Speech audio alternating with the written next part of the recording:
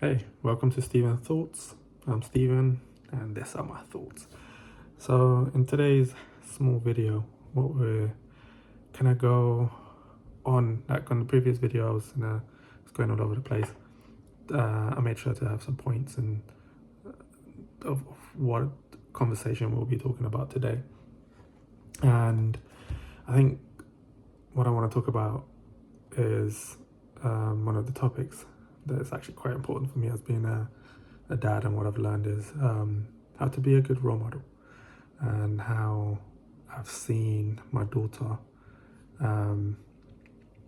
mimicking everything I do, from gestures or the way she speaks when she says stuff. She's 2 years old, she's still young, she's still but this is the perfect moment where they, monkey see, monkey do. So usually kids, they don't really hear what we say. They watch everything we do. So that's why it's really important to be an example to them. The way you handle yourself, you manage yourself, your daily routines. For example, our daily routines is we wake up really early, so she started to get in the habit. Even, she was as we say, a miracle baby, because she slept all through the night when she was born, and then ones and twos. She had a moment when she was sick and unwell, or had a cold or whatever. She'll wake up during the night, but she'll go back. We'll cuddle her. She'll probably sleep with us for a bit, and then we'll take her back to her room, to her bed, and she'll sleep there. So I think from that she started waking up early. So we do early routine. We have early breakfast. We don't watch TV. We try to avoid that kind of stuff. So we do activities where we draw, paint, or read books. Usually more what we do more.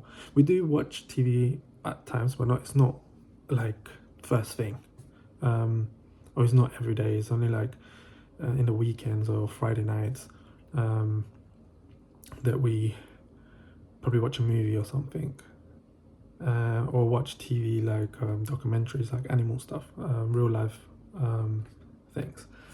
So yeah, that routine and that cycle, she started doing that. Other things that she's kind of started getting from me and my wife are also the demonstration of cleaning. So Sundays, when we wake up, is our cleaning day.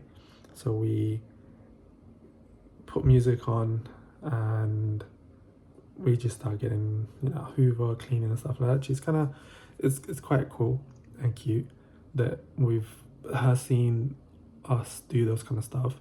She kind of started mimicking and doing it herself. Like the other day, she just picked up a cloth, and she went up and started cleaning the condensation on the windows.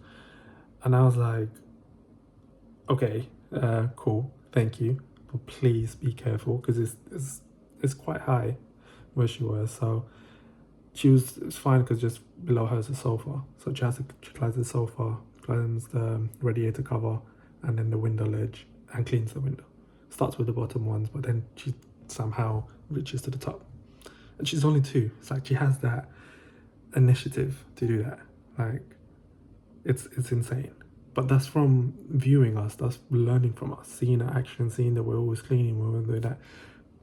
Growing up, she always watched us feeding our dog. We put the food down, we tell her to sit down. Not her, we tell him to sit down, to look at us, and then when he has eye contact, then afterwards we allow him to eat. Now she has to do it. She doesn't allow us to do it at all. No, she has to do it. It's for her. So it's pretty nice, because we're getting that. By 2 years old, she's independent. She helps us out. Of course, she does depend on us. Of course, she's still a kid, and we want to help her with every way. But she wants to do everything herself. She's potty trained as well. My wife did an amazing thing of getting her really early on potty, and it's been a miracle. Just recently, like last few months ago, she decided that she didn't want to wear any nappies anymore during the night, and it's been amazing. Even though I still like around, because we put her down around 7:30, 8 roughly to bed as her routine. That's another thing.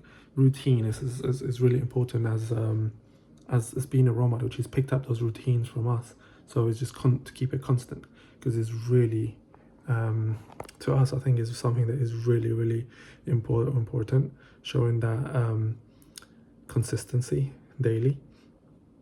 So she goes down to bed, then around 10:30, if I'm already in bed, I'll get up and then go and take her to the potty, and then clean her up, and then just put her back to bed. Usually I'm always awake anyway, so I'll just go into her room and take her to the potty and stuff. But it's really nice. It's been really easy. It's been a really good experience of that. But the big thing about that we've been learning about mining how our actions affect her in everyday basis is also the way we speak to her, or the way my wife and I speak to each other. It's normal to get frustrated at times. We're only human, and sometimes we need to catch ourselves and realize that she's going to start picking up the stuff. And she's, at times, our frustrations, we're not the type of people that we screaming or whatever, but we do kind of talk loud at times, and she's kind of started to get that.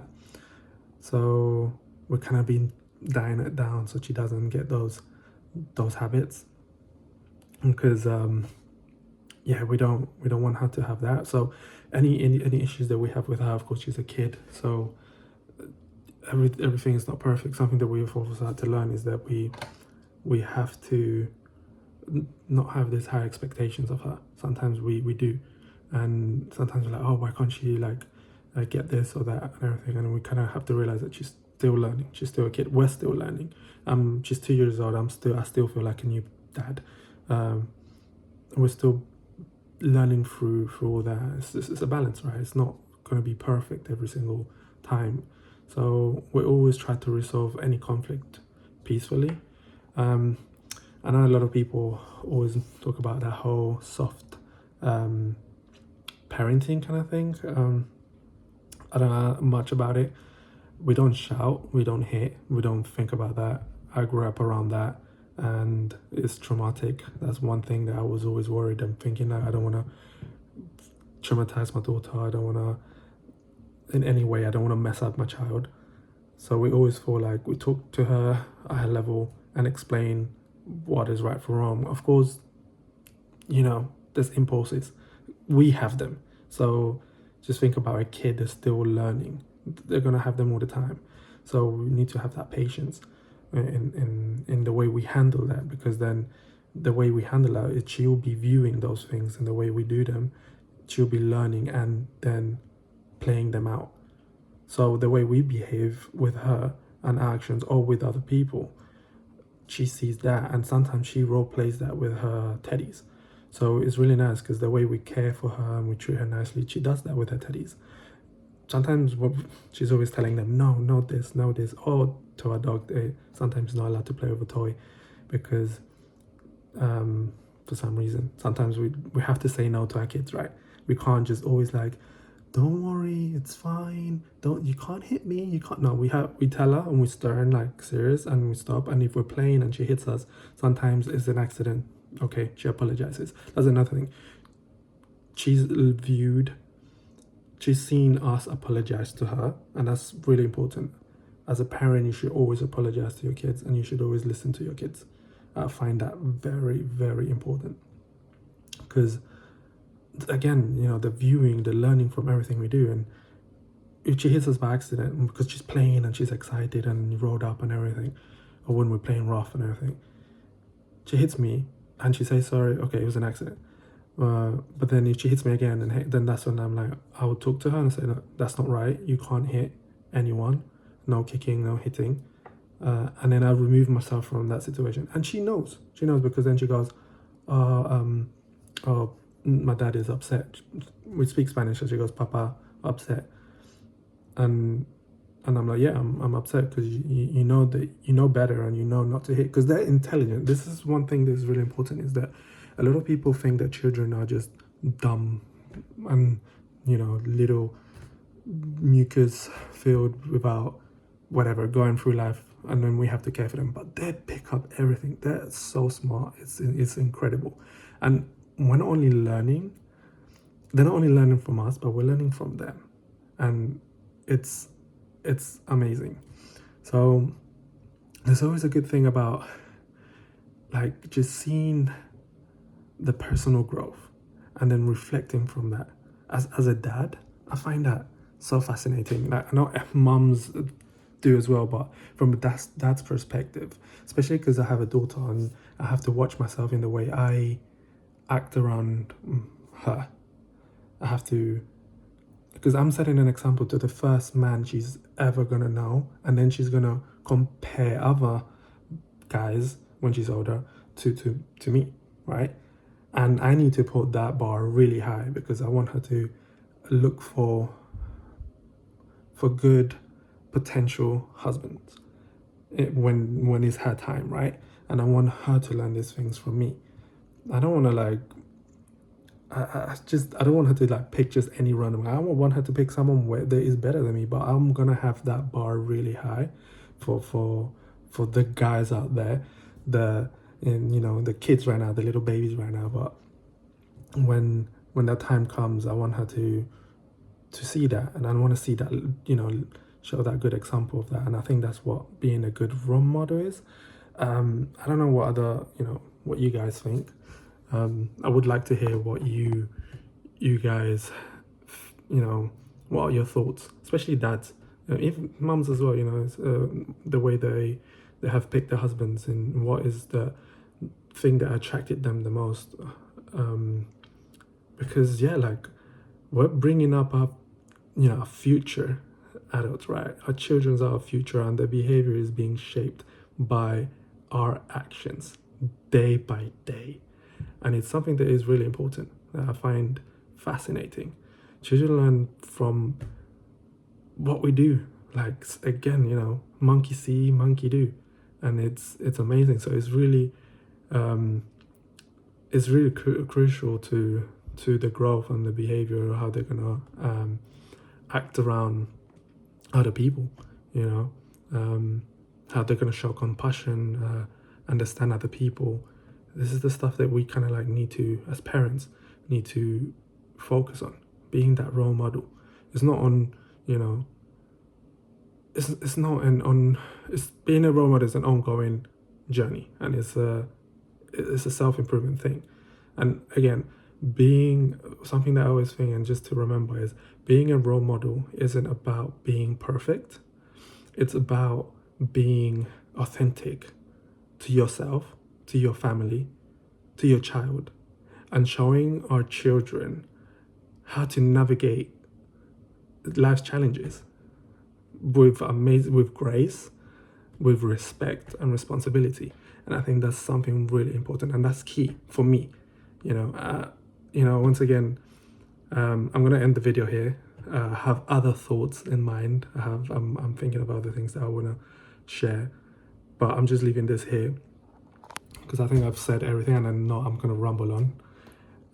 But if you have any thoughts and you wanna share and you wanna let me know, because I wanna learn what other people think. This is why I'm doing this. I'm doing this not for other people to hear me talk, whatever, but I also want to hear other people's opinions, and I want to hear what other people are saying or thinking, especially dads, like first-time dads. I think there's not much of a community, or I see small bits here, but when my wife was pregnant and we found out we're going to have a baby, I was like curious finding out. There's always this perspective from the mom side, and it's amazing. I've read a few books from that and I've learned from that, but it's always good to like learn from a guy's perspective as being a first-time dad, because we don't have much of that. And I think also another reason why I'm doing this is a thing that my kids, when they get older, they can look back onto, and they can see what things their dad had in mind, and it's interesting. I wish that I could have done that. looked back at my mum's thoughts when she was growing up, and raising us. So yeah, it's pretty interesting. But yet again, thank you for watching. If you watched this long, if you haven't, thank you anyway. But don't forget to comment and subscribe. And yeah, until the next one. See ya. God bless.